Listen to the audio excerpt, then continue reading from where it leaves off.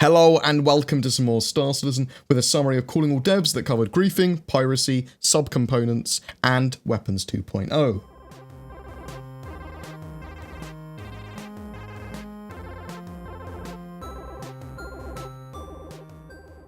Piracy versus griefing. They're looking at where piracy becomes griefing and the systems that govern the game at the moment.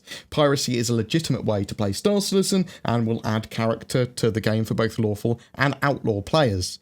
Being able to freely cargo haul or mine in every area without risks will cause huge inflation and it won't be as fun. Killing someone to loot them or to make money, that's piracy. Killing a targeted person repeatedly just to prevent them from playing the game, that would be potentially griefing.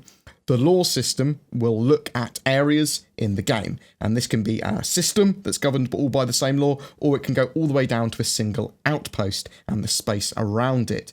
Every area could have its own set of laws potentially, like no shooting other outlaws, or a free-for-all with no laws, or no shooting at lawful players.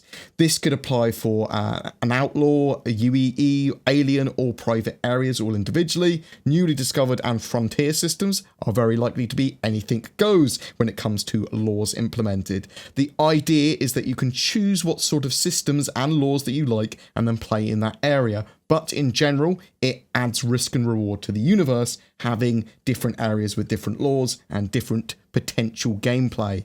Protected areas in the UEE might have limited or only relatively low value mining areas, for example, or that resources might be kind of distributed between a load of players that are all there. Players will have a choice to go into potentially more dangerous areas where there could be better resources, but also other players might be there and they might not be as friendly.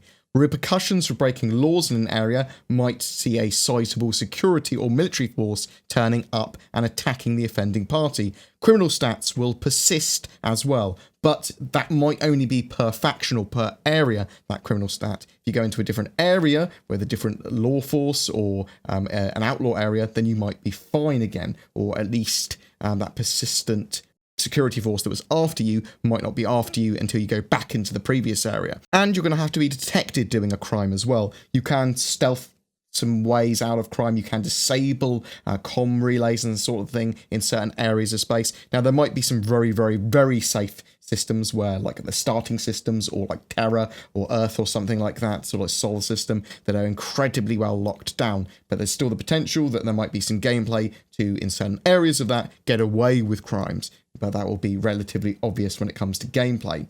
They understand that in the future, some players might gain so much of a fortune that they could actively troll a player even in a lawful area, because they might not mind about losing their ships or their reputation.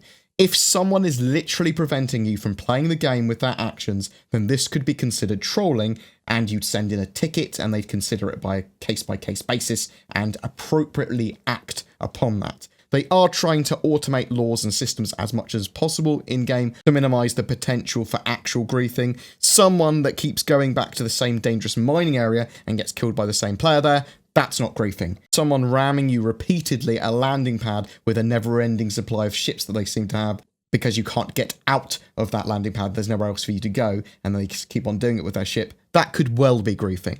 Subcomponents for ships. They have assets ready for ship weapons built after 3.0, allowing for modifications like changing the barrel or cooling unit, as well as separate little items in components can be swapped in and out to change their stat. Implementation of that feature is on the backlog at the moment, but we're going to be able to customize ship weapons and components with a wide range of subcomponents, changing the way they function. Fps Weapon Attachments. So 3.2 has had a Weapon 2.0 rework, allowing devs to easily add modifiers to any weapons. On the FPS side, they are able to add and remove scopes and grips, but what isn't working yet when it comes to weapon attachments is the ability for players to add and remove those in-game via a mobiGlas interface or via an animation in first person. Again, this is on the backlog with UI and the UI team needing to get it implemented. Ship weapons. Some weapons will have a much longer range in the future. Large weapons and weapons on turrets for engaging fighters at longer range will typically have a bigger range than they currently do. Weapon 2.0 that's coming with 3.2 at the end of June has essentially reset up all weapon data in the game. All DPS and all the stats values have been reworked. Weapon spread now has a degree cone that uses to work out where the weapon spreads to, rather than like a random magic number.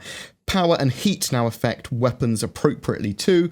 All of these weapons and items can easily be edited as well by the devs and balanced via Dataforge.